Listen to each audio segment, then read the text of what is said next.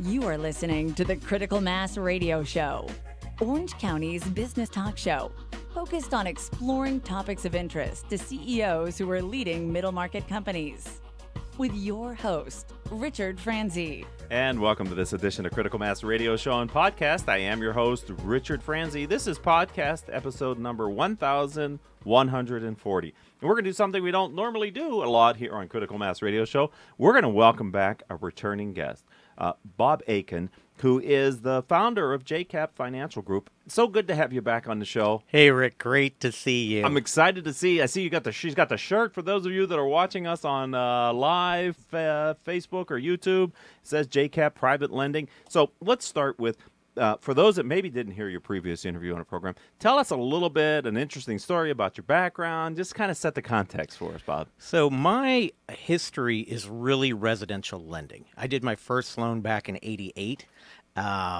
Construction loan in Anaheim Hills, and these builders thought, hey, we're going to build these giant mansions in Anaheim, and the Los Angeles Angels were going to buy them and live there happily ever after. We're going to make a bunch of money. And so I was called to do the loan on them, 88. And so I was a little guy at the time, didn't know what the heck I was doing.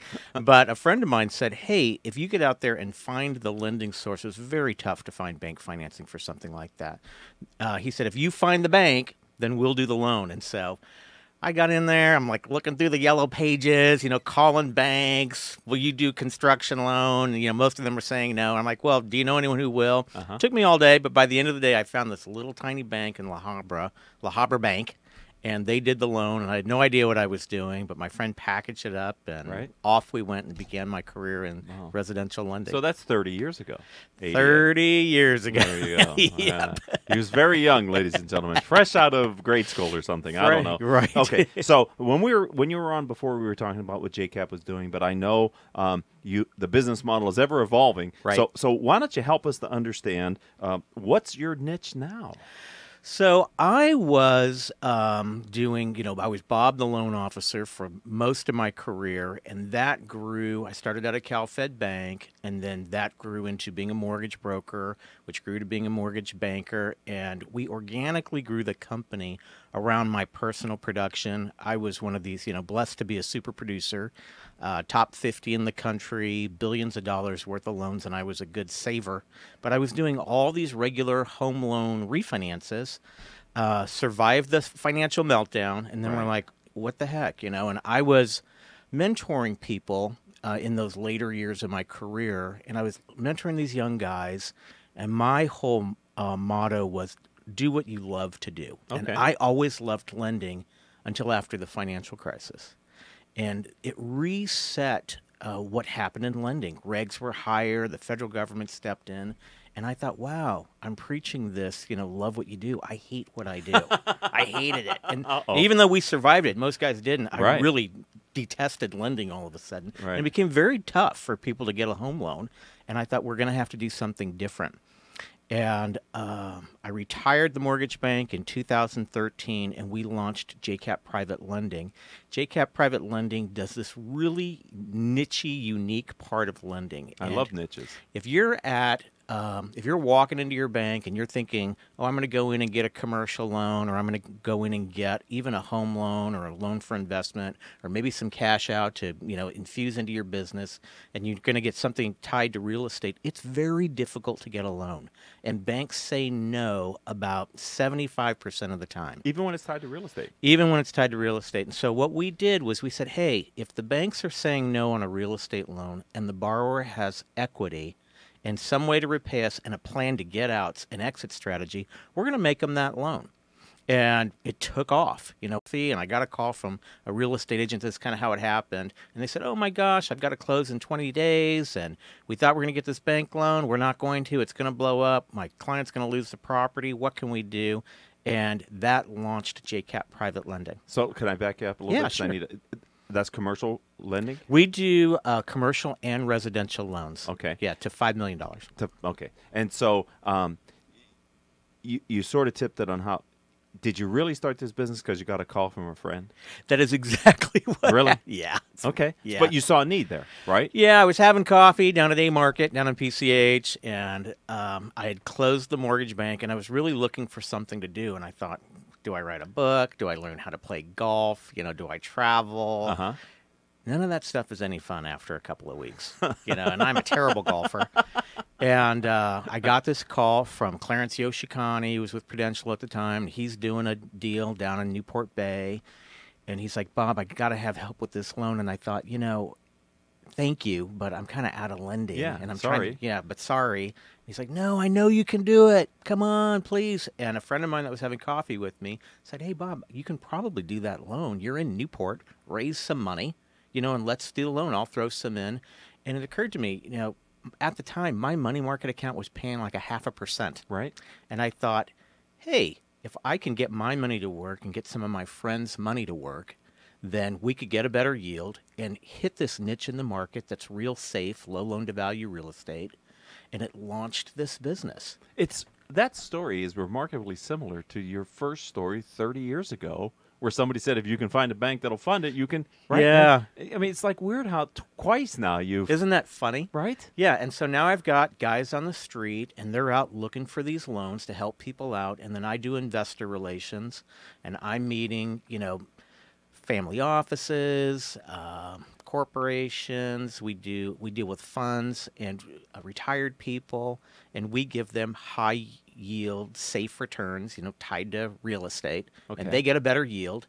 And then we're able to give those monies to people that need some transition money while they're fixing whatever their problem is at the bank. A lot of times that bank will tell them, oh, you need more cash reserves, or you have to file another tax return, or you've got to get something fixed with your credit report. And that takes time. And it takes time. And so we'll come in and do this real short-term loan, and it's, high yield for our investors. And so the investors win. We take a servicing fee. And so we're doing our business and feeding the mouths at our company. Right. And these people get to close on their real estate or take cash out to expand their company, do all these things that they thought they were going to get held up from doing.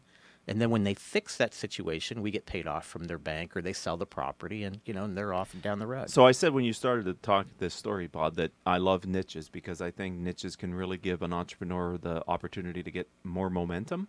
So my question for you is, how long did it take from that first call and coffee and your friend saying, I'll put some money in, you put some money in, to where you were actually getting, the awareness of the commercial real estate market here in Orange County or Southern California? How long did that take? Well, I've got this big background in real estate. And so especially Southern California real estate, I can pretty much, underwrite a real estate deal in my sleep. And so the knowledge of the asset was just inbred in me with 30 years in lending. Right. So you I knew really to call. thought, I thought I was going to have a problem raising the money to do it. Why? Well, I just thought, how many people do I know that are really wealthy and liquid? But it turns out that, when you start bringing in like IRA funds or, foundation money, or even just retired people that maybe sold their company, there's a lot of money parked that, they're not making anything with their money, or maybe they're nervous about the stock market. And we can take those funds. Our investors make between 8 and 11% on their money. Fixed yield, deposit automatically into that checking account monthly as the borrower pays. It's a mortgage payment. Right. So the borrower pays, the check clears, and you get an auto debit into your checking account, and you're making an 8+% yield instead of I was making 0.5% in my money market, and now we get to make what feels like a good return. Right. Right. And so and I'm nervous about the stock market, and so that was never, a win for me. I know some guys love it, but Right. I never really liked it. Okay, so a couple follow-on questions. Yeah. One, it seems to me that because you're offering this short-term service and you're helping people out, their pain point is higher, you can charge a higher rate than a longer term. It really is transaction fee to the borrower because they've got a specific need. Right. And, and maybe they've owned their property a long time and they're taking cash out of it to grow their company. It's all really just transaction cost. And our loans are typically 12 to 18 months. And so there's a short-term need, we're fixing that need, and then they're on to whatever they were doing. We even do a lot of loans that are like probate, and in Southern California you get a lot of grandma dies, leaves the property to the heirs. but these estates are real estate rich but cash poor. Okay. And so they leave the property to those kids, and now the property goes into foreclosure because there was a loan on that property. Okay. But there's no money to make the payment, and we'll come in and do a loan to the estate. We'll write it because we can write it however we want. So we'll write it maybe no payments due, and we'll collect interest just when the property sells. Wow. And they save the property, Right. you know, and the kids get paid out, and the attorney gets his fee, and you know, and it's so cool. I cannot believe it. I can't believe it, you know. This is awesome. And our loan packages are like, 1 inch thick, not 40 inches thick, you know. It's so great. But you have to keep churning, not bad word, but you have to keep renewing your portfolio because you have short-term loans, right? I mean, so Yeah, there was a study done. There was an article in the Wall Street Journal about this space, and it came really? out about 6 or 8 months ago, and it said that this little cottage niche is a $68 billion industry. Jesus. And that most of it is funded by some guy sells his business, and he's sitting on all his cash, and then he lends it to his friend on his property to go do something, and that's really this cottage business Wow. that we're It's really in. fragmented. Yeah, then. and what I'm doing, and there's other guys in the space, but Not for long. well, we'll see. But what I'm doing is really trying to institutionalize that space so Okay. that investors can invest in it and get that good return, and it can meet on a volume basis this really big need. And anybody that's walked into a bank trying to get a loan, they get it. Right. It's like the need is big, and the need for the yield, a safe yield, is also big. Right. And so we really just marry the two together. You are, aren't you? It's been so great. So what is your growth plan? Where do you want to take this then? So that's a great question. We, when I was retired, I thought, I'll get this little office on the bay and we'll figure out something to do. And we quickly filled that office and outgrew it. We now have 12 sales guys on the street looking at deals. We just launched an office in Pittsburgh and launched an office in Austin. When I was in mortgage, Why? well, it allows us to do portfolio diversification. We're now we've got $50 million on the street now, and I never thought that we'd even get to that. I really didn't. And I can see us. We're doing about $7 million a month, heading toward $10 million. We could easily put that number more at $20 million. And I thought, well, if we do that, it would be nice to have the different geographies. So why Pittsburgh? When I was in mortgage banking, we did the same thing. But why Pittsburgh? I have really great friends in Pittsburgh that are Okay. in the financial Relationships. space, and yeah, it's all organic growth, and they can take the East Coast calls, Right. easier than we can Yeah, they're in the from time the zone. time frame. Right. Yeah, and then we did the same thing in Austin Okay. to capture that Texas market. So it's not and a just- great friend of mine with years of experience moved to Austin. And he called me. He's like, "Gosh, I really need something to do." And I've moved to Austin. I'm like, "Wow, I can't believe you're calling me." Man, you've been living a charmed life. People have, you Right. should answer the phone all the time. I guess so. And never not answer the But phone. it's really been this organic growth. Right. And most of the business we do is in Southern California because, it's our hometown. But it's nice to be able to serve people all over the country. Right. And now Yeah. you have a national footprint then. Yeah. Right? You got all the time zones covered. All right. So, Bob, let's turn the attention back to you a little bit. And I need to ask, have you ever made a recent decision, kind of an important decision, but the outcome of that decision was different than what you had anticipated? My latest book is on unintended consequences of business decision. I'm just trying to see if you can think of a time when you thought you had a strategy or a plan and the outcome was different, other than what we've just talked about. Hey, that's a really good question. That's why I ask them here on Critical Mass Radio Show and Podcast. Yeah, it's a good question. And there's been a couple. One was when I was getting into this space, I really didn't intend to do the big money raise. I actually knew the company or a company that I could broker this loan to. Okay. And so I set up, called the guy that, it was a small company, and I thought I could broker this loan to him, and he'd do the loan, and I'd just take a broker fee and be out of it.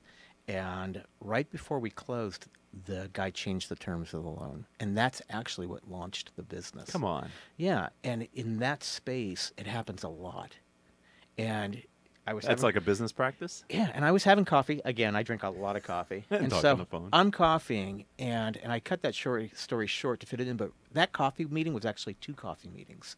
Because what happened was, when the guy changed the term, I've always been like this, my word is my bond guy. Yeah, right. And so it's just easy for me. I'm going to tell you what I'm going to do, and that's what I'm going to do.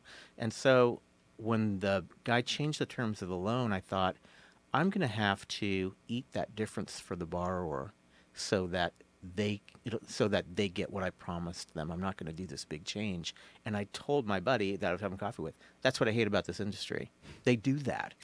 And that's why I got into the business.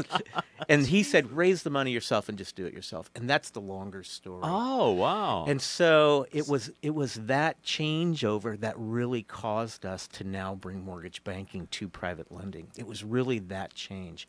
And so on a general scale, I'd say, go back, do what you love to do, which has been my mantra always.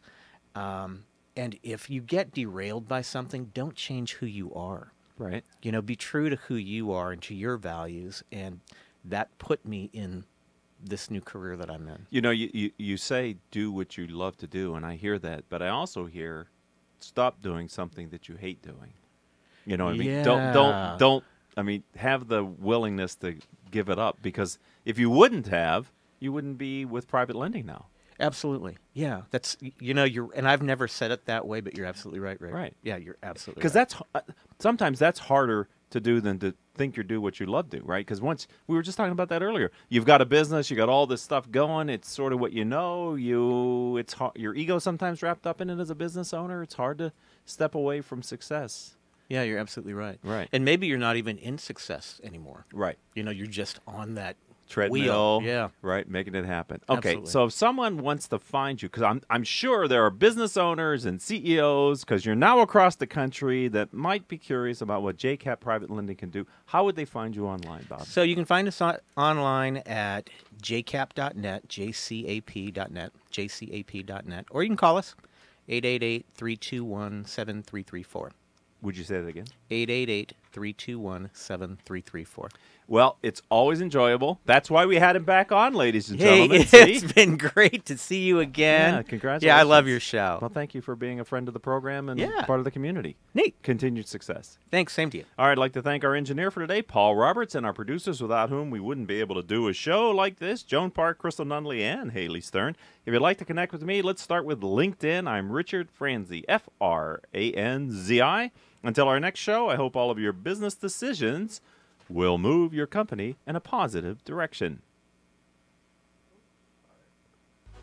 You have been listening to Critical Mass Radio Show Business Talk Show, focused on exploring topics of interest to CEOs who are leading middle market companies. With your host, Richard Franzi.